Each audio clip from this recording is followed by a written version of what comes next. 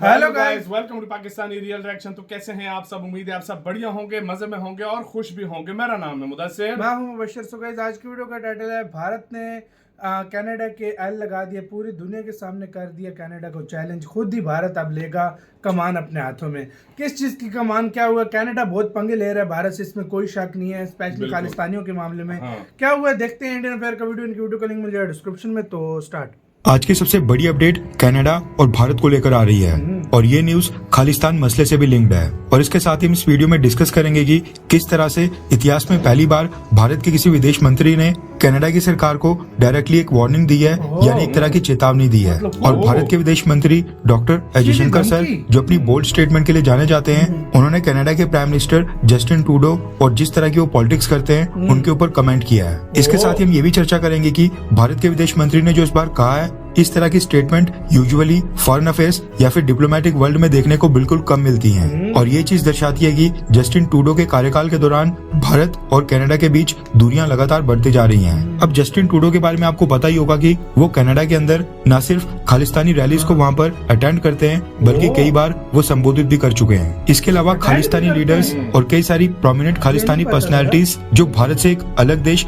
खालिस्तान की डिमांड करती हैं, उनके साथ वो कई बार मीटिंग्स करते हैं और टॉक्स करते हैं। इसके साथ ही भारत की सरकार कई सारे खालिस्तानी एलिमेंट्स को भारत को डिपोर्ट करने की रिक्वेस्ट कर चुकी है, जो कि जस्टिन ट्रूडो की सरकार ने हर बार रिजेक्ट की है। ऐसे कई सारे खालिस्तानी क्रिमिनल्स हैं जो भारत के अंदर वांटेड हैं, लेकिन वो कनाडा के अंदर वहाँ पर ओपनली और फ्रीली घूम रहे हैं। इसके साथ ही जस्टिन ट्रूडो कनाडा के अंदर खालिस्तानी रेफरेंडम करवाने की परमिशन देने के लिए भी सबसे आगे रहते हैं और समय समय पर कनाडा के अंदर वहाँ पर खालिस्तान को लेकर काफी सारे रेफरेंडम होते रहते हैं। और रिसेंटली तो कनाडा की सरकार ने वहाँ पर एक रैली करने की परमिशन भी दी थी, जिसमें भारत की ex prime minister Indira Gandhi की असैसिनेशन को लेकर एक स्टैचू वहाँ पर प्रदर्शित किया गया था और इस तरीके से दर्शाया गया था कि खालिस्तानियों को उसके ऊपर काफी गर्व है। अब ये सही है या फिर गलत, इस चीज के ऊपर हम कमेंट नहीं करेंगे, लेकिन ऐसे क्रिमिनल्स जो भारत के अंदर वांटेड हैं, जिन्होंने भारत में कोई क्राइम किया है, उनको भारत को ना डिपोर्ट करना क्योंकि वो किसी एक धर्म विशेष से हैं, ये साफ तौर पर दर्शाता है कि जस्टिन ट्रूडो किस तरह की पॉलिटिक्स कर रहे हैं। अब जो कनाडा की सरकार है, वो हमेशा freedom of expression, freedom of speech और डेमोक्रेटिक वैल्यूज का हवाला देती है, लेकिन जब लास्ट ईयर कनाडा के अंदर वहाँ के ट्रकर्स ने वहाँ पर प्रोटेस्ट किया था, उस समय जस्टिन ट्रूडो को ये सब नजर नहीं आया था। उस समय तो कनाडा के प्राइम मिनिस्टर जस्टिन ट्रूडो ने वहाँ के ट्रकर्स को जो वो प्रोटेस्ट कर रहे थे, उसको न सिर्फ इलीगल करार दे दिया गया था, बल्कि उनको डेंजरस एक्टिविटीज कहकर भी पूरी तरह से रोकने की कोशिश की गई थी। और कनाडा के अंदर वहाँ पर एक तरह की इमरजेंसी घोषित करके जितने भी ट्रक ड्राइवर्स थे उनको अरेस्ट करना स्टार्ट कर दिया था, उनके बैंक अकाउंट्स पूरी तरह से फ्रीज कर दिए थे और कई सारे ट्रकर्स के तो लाइसेंस भी सस्पेंड कर दिए थे। अब ये जो दोगलापन है, इसी के ऊपर भारत के विदेश मंत्री डॉक्टर एस जयशंकर सर ने कुछ कमेंट किया है, यानी एक स्टेटमेंट दी है और उन्होंने कहा है कि जिस तरह की पॉलिटिक्स आज की डेट में कनाडा के प्राइम मिनिस्टर जस्टिन ट्रूडो कर रहे हैं, वो उल्टा कनाडा के लिए काफी हानिकारक होगी। रेफरेंस के लिए आपकी स्क्रीन के ऊपर इंडिया टुडे के आर्टिकल का भी स्क्रीनशॉट होगा।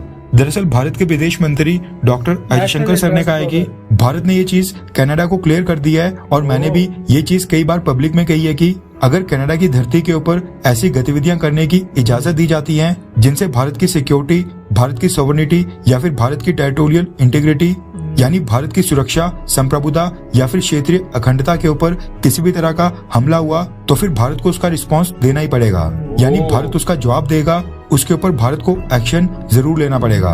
उन्होंने कहा कि भारत पिछले काफी समय से कनाडा से कह रहा है कि वहाँ पर भारत विरोधी खालिस्तानी समर्थक तत्वों और कट्टरपंथी ताकतों को बिल्कुल भी जगह नहीं दी जाए, लेकिन कनाडा जिस तरह से इस खालिस्तान वाले इशू के साथ वहाँ पर डील कर रहा है, उससे भारत काफी लंबे समय से चिंतित है। क्योंकि मैं ये चीज बिल्कुल फ्रैंकली कहना चाहूंगा कि कनाडा वोट बैंक पॉलिटिक्स के तहत इस मसले को डील कर रहा है और इस पूरे मसले में वोट बैंक पॉलिटिक्स कर रहा है। इस मुद्दे के ऊपर भारत और कनाडा के बीच अभी भी बातचीत चल रही है।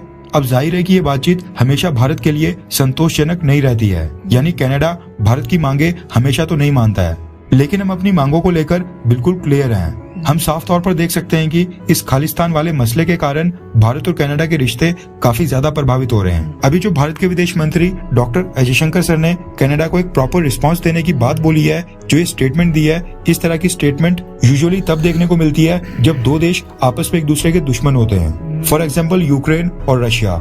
लेकिन भारत की तरफ से कनाडा को लेकर इस तरह की स्टेटमेंट आना ये साफ तौर पर दर्शाता है कि भारत की सरकार कनाडा से काफी ज्यादा नाराज हो गई है और भारत की सरकार इस चीज को लेकर पब्लिकली वोकल भी है, ताकि कनाडा को एक स्ट्रॉन्ग मैसेज दिया जाए कि भारत इस इशू को लेकर काफी ज्यादा सीरियस है और भारत चाहता है कि खालिस्तान वाले मसले के ऊपर कनाडा की सरकार भी भारतीय सरकार का साथ दे और इसके ऊपर जीरो टॉलरेंस पॉलिसी के ऊपर चलते हुए भारत के साथ कोऑपरेट किया जाए। अब जो ये भारत के विदेश मंत्री डॉक्टर अजय शंकर सर की स्टेटमेंट थी, ये न सिर्फ भारत में बल्कि कनाडा के अंदर भी वहाँ पर टॉप न्यूज चैनल्स और टॉप न्यूज़पेपर्स के ऊपर थी। और अगर अभी के हालातों को देखा जाए तो जो कनाडा के अंदर जस्टिन ट्रूडो की सरकार है वो जिस तरह से काम कर रही है, इसको देखकर लग रहा है कि आगे भी भारतीय सरकार की जो भी स्टेटमेंट्स होंगी वो और भी ज्यादा स्ट्रांग होंगी और कनाडा को इस तरह की वार्निंग्स और चेतावनी और भी बार दी जा सकती है। अब यहाँ पर भारत के विदेश मंत्री डॉक्टर अजय शंकर सर ने भारत की तरफ से रिस्पांस देने की बात की है। अब भारत किस तरह का रिस्पांस देगा ये तो खैर पता नहीं, लेकिन अभी रिसेंटली कुछ ही दिनों पहले की बात है, कनाडा में एक गुरुद्वारा के अंदर खालिस्तानी टाइगर फोर्स के चीफ हरदीप सिंह निज्जर की गोली मारकर हत्या कर दी गई थी। अब क्या इस तरह का रिस्पांस होगा? क्योंकि जब हरदीप सिंह निज्जर की हत्या की बात सामने आई थी उस समय कहा जा रहा था कि इसके पीछे भारत की सिक्योरिटी एजेंसीज रॉ का भी हाथ हो सकता है।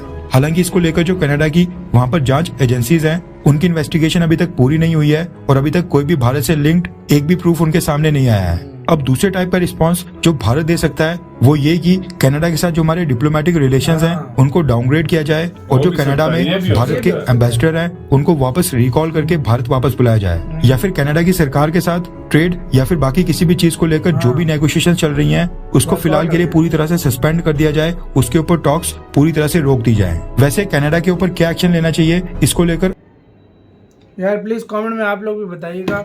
अब आते हैं रिव्यू की तरफ। यार मेरे ख्याल से दूसरा ऑप्शन ठीक रहेगा, प्रेशर इससे सही पड़ प्रेशर सकता है। और मतलब जो आप भारत को ठीक लगे, पहला करता है दूसरा करता है, ये भारत जानता है अच्छे से।